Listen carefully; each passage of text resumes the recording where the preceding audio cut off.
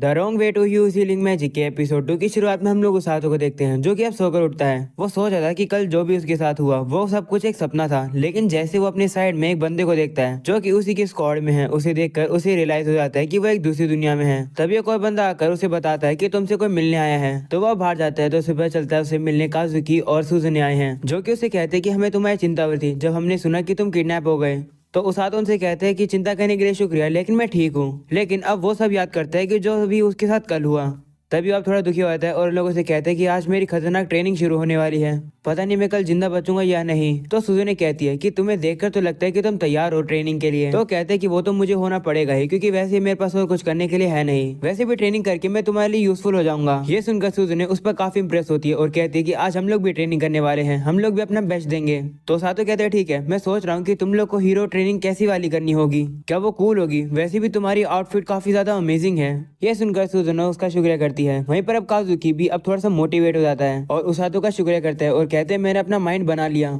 वह सुजुनो से भी कहते हैं कि मैं इस दुनिया में अपने बेस्ट करने वाला हूँ। ये सुनकर सुजुनो भी उससे कहती है ऐसी बात है तो मैं भी ऐसे ही करूंगी। वो लोग वहां से चले जाते हैं। वहीं पर उसातो काफी खुश होता है कि ये लोग मोटिवेटेड हैं, लगता है ये ठीक रहेंगे, मैं भी एक दिन इन लोगों की मदद करना चाहता हूँ। तभी यहाँ पर रोज आ जाती है और उसे कहती है क्या तुम्हारी हीरोज के साथ अच्छे से बातें हो गई? तो उसातो डर जाता है और उसे कहते हैं हाँ हो गई बातें, शुक्रिया मुझे समय देने के लिए। तो रोज अब उसे कहती है कि ये जगह प्रिजन नहीं है, तुम कभी भी अपने दोस्तों से मिल सकते हो, लेकिन तब नहीं जब तुम्हारी ट्रेनिंग चल रही हो, समझ में आई? तो उसातो मान जाता है, जिसके बाद वो उसे एक डायरी पकड़ा देती है और कहती है कि तुम इसके अंदर अपने ट्रेनिंग रेजिमेंट, तुम्हारे एक्सपीरियंस और जो भी तुम लिखना चाहते हो तुम लिख सकते हो, जरूर ये तुम्हारे काम आएगी। और तुम्हारी ट्रेनिंग ब्रेकफास्ट करने के बाद है, तैयार है ना? ऐसा बोलने के बाद वो चली जाती है। वहीं पर अब उसातो थोड़ा सा घबराया हुआ होता है और सोचता है कि मेरी हेलिस्ट ट्रेनिंग शुरू होने वाली है। उसातो की डे 1 की ट्रेनिंग में हम लोग उसातो को देखते हैं, जिसे लग रहा था कि ये ट्रेनिंग थोड़ी मुश्किल होगी, लेकिन ये तो इजी है। उसातो अपनी बॉडी के बीच में बिल्कुल कोई गर्म चीज को सेंस कर पा रहा होता है। तो रोज उसे बताती है कि जिस चीज को तुम फील करे वो मैजिक है। इसके बाद तुम्हें सीखना होगा कि तुम इस मैजिक को अपनी बॉडी के बाहर कैसे निकाल सकते हो।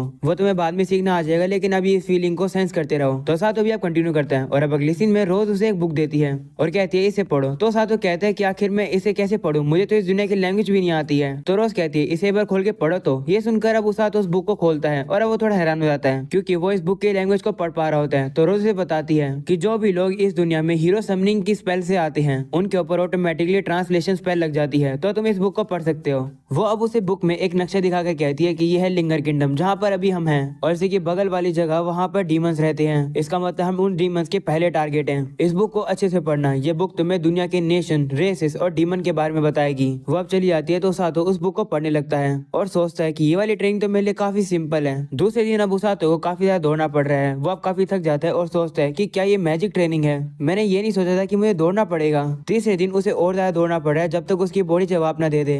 उसके पैरों में दर्द हो जाता है तो वो नीचे गिर जाता है। तभी रोज वहाँ पर आती है और कहती है कि तुम्हें रेस्ट करने की परमिशन किसने दी? जिस पर वो कहता है कि मेरे लेग्स खत्म हो गए हैं, मैं और ज्यादा नहीं दौड़ सकता हूँ। ये सुनकर रोज उसके ऊपर अपने हीलिंग मैजिक का यूज करती है और अब उसातो नोटिस करता है कि उसके पैर में बिल्कुल भी दर्द नहीं हो रहा है। रोज अब उसे कहती है तुम्हारे पैर का दर्द खत्म हो गया ना, जल्दी से अब भागना शुरू करो। तो उसातो भी अब भागने लगता है और सोचता है कि इस तरीके से ट्रेनिंग करने पर तो मैं मर जाऊंगा।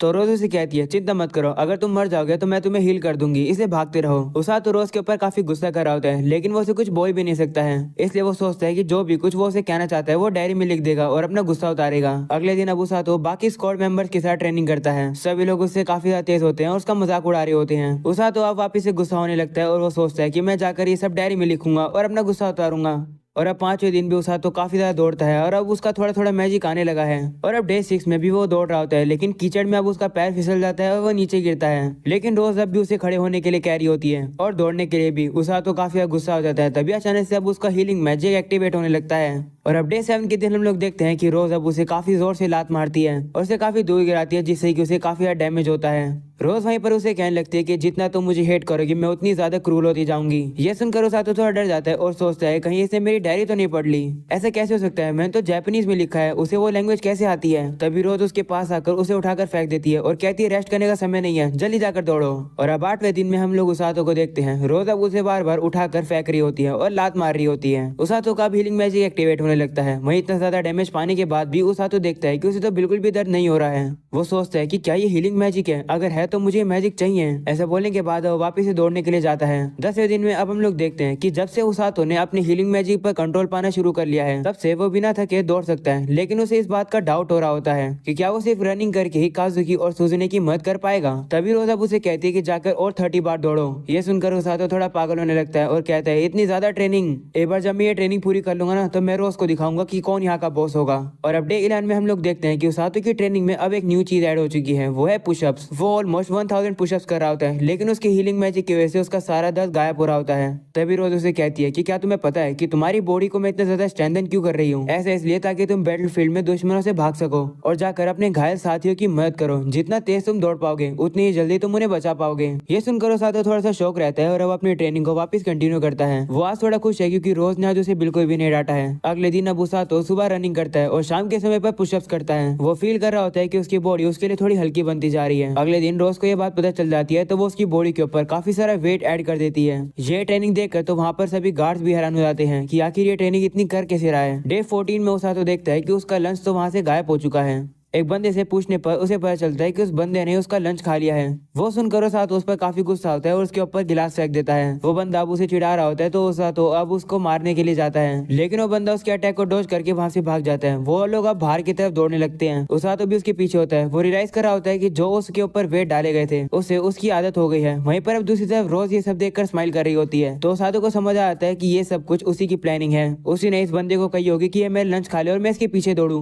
और अब अगले सीन में हम लोग देखते हैं एक हफ्ता बीत जाता है। काजुकी और सुजुने उससे मिलने आते हैं। उनके साथ एक छोटी लड़की और एक नाइट भी होते हैं। वो लोग अब जैसे वहाँ पर जाते हैं जहाँ पर उसातो होता है, वो उसे देखकर शॉक हो जाते हैं। काजुकी और सुजुने उसे देखकर हैरान होते हैं और कहते हैं कि क्या ये उसातो है? वो लोग इतने हैरान इसलिए हैं क्योंकि उसातो की काफी बॉडी बन चुकी है, उसके ऊपर एक भारी पत्थर भी है और साथ में उसके ऊपर रोज भी बैठी हुई है। रोज उसे कहती है कि तुम्हारी स्पीड कम हो रही है, हार मत मानो। तो उसातो कहते हैं कि गिव अप कौन कर रहा है, तुम इतनी ज्यादा हल्की हो, मैं तो तुम्हें आराम से उठा सकता हूँ। ये सुनकर रोज वहाँ से जाती है और उसके लिए एक और बड़ा पत्थर ले आती है और कहती है अगर ऐसी बात है तो ये लो।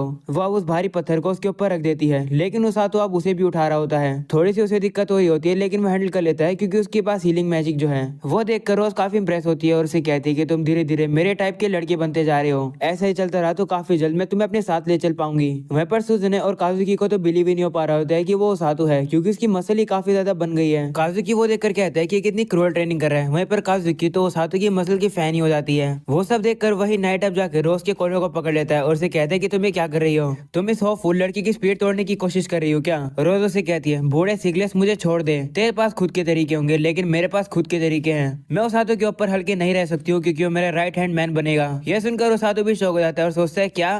तो रोज कहती है कि उसातो काफी इंटरेस्टिंग है, मुझे ये पसंद है कि वो कभी भी हार नहीं मानता है। ये देखना काफी इंटरेस्टिंग है क्योंकि वो मेरी हर एक ट्रेनिंग को पास कर देता है। वो सब देखकर उसातो सोचने लगता है कि ये नाइट मेरी मदद करने के लिए आया या फिर मुझे और फंसाने के लिए। तभी रोज उसे कहती है कि जाकर ब्रेक ले लो क्योंकि अभी लंच का समय हो गया है और वैसे मुझे लगता है कि तुम्हें हीरोज के साथ बात करनी है तो जाओ जाके करो। तो उसातो ये मान जाता है और वो उन हीरोज और उस लड़की के साथ चला जाता है। वहीं पर वो नाइट और रोज आपस में लड़ने लगते हैं। अगले सीन में अब उसातो को पता चलता है कि वो नाइट इस किंगडम की आर्मी का कमांडर है और वो इस किंगडम का सबसे स्ट्रॉन्गेस्ट नाइट है। उसका नाम सिगलेस है। काजुकी बताता है कि सिगलेस ही हम लोगों को तलवारबाजी करना सिखा रहा है। ये सुनकर उसातो कहते हैं कि तो काफी कमाल की बात है, और वैसे ये लड़की कौन है? तो लड़की कहती है कि मेरा नाम सीलिया वेलगस्टलिंगर है और मैं किंग की बेटी हूँ। ये सुनकर उसातो डर जाता है और उसे माफी मांगता है कि वो उसके सामने रूड बन रहा था। तो प्रिंसेस उसे कहती है कोई बात नहीं, तुम फ्रेंडली हो सकते हो। ये सुनकर उसातो थोड़ा शौक होता है। वहीं पर अब सुजुने कहने लगती है कि काजुको ने भी उसातो की तरह ही रिएक्शन दिया था जब वो प्रिंसेस से मिला था। ये सुनकर काजुकी भी शर्मा जाता है, जिसके बाद प्रिंसेस अभी से कहती है कि मैं सभी के लिए खाने के लिए ब्रेड लाई हूँ। वो लोग भी अब ब्रेड को खाने लगते हैं, उन्हें वो काफी ज्यादा टेस्टी लगती है। तभी काजुकी उसातो से कहते हैं कि क्या तुम्हारी ट्रेनिंग हमेशा इतनी बुरी होती है या सिर्फ आज ही? तो कहते हैं कि आज मेरी ट्रेनिंग थोड़ी इजी है, तुम लोग अपने बारे में बताओ। तो काजुकी बताते हैं कि हम लोग की भी ट्रेनिंग थोड़ी मुश्किल है। सिगलेस हमें तलवारबाजी सिखाता है, वहीं पर वेल्ची हम लोग को मैजिक सिखाती है। इससे हम लोग की फिजिकल और मेंटल कंडीशन अपग्रेड हो रही है। वो सुनकर उसातो कहते हैं कि तो काफी नॉर्मल ट्रेनिंग है, रोज तो मुझसे काफी एबनॉर्मल ट्रेनिंग करवाती है। वो सुनकर काजुकी अब उसे कुछ बोलने वाला होता है, तभी अचानक से सुजुने उसातो की शर्ट को उठाकर उसकी बॉडी देखने लगती है। वो देखती है कि उसके तो सिक्स पैक आ चुके हैं। वो अब उसकी मसल की दीवानी हो जाती है। उसातो अब थोड़ा ऑकवर्ड फील करने लगता है, लेकिन तभी वो काजुकी से कहते हैं कि तुम कुछ बोलने वाले थे ना, जल्दी जल्दी बोलो। तो कहता है हाँ, मैं सोच रहा था कि कहीं यहाँ पर तुम्हें मुश्किल तो नहीं हो रही है कोई। तो सातो कहता है कि मुश्किल तो हो रही है, शुरुआत में मैं सोचता था कि मैं यहाँ से भाग जाऊँ, रोज से मुझे अब भी डर लगता है, लेकिन भागने का मेरा अब मन नहीं करता है क्योंकि एक्चुअली मैं ट्रेनिंग को एंजॉय करने लगा हूँ और वैसे भी यहाँ की जिंदगी इतनी बुरी भी नहीं है। ये सुनकर सूजन इम्प्रेस होती है और उसे कहती है लगता है तुम्हें वो जगह मिल गई जहाँ पर तुम बिलोंग करते हो। तो वो कहता है कि इसमें इम्प्रेस होने की जरूरत नहीं है, मैं तो बस जिद्दी हो रहा हूँ क्योंकि तुम लोग हीरोज के तौर पर लड़ने वाले हो, इसलिए मैं भी कुछ करना चाहता हूँ। ये सुनकर सूजन कहती है ऐसी बात है तो जब मैं खतरे में हूँ तो मुझे बचाने आना।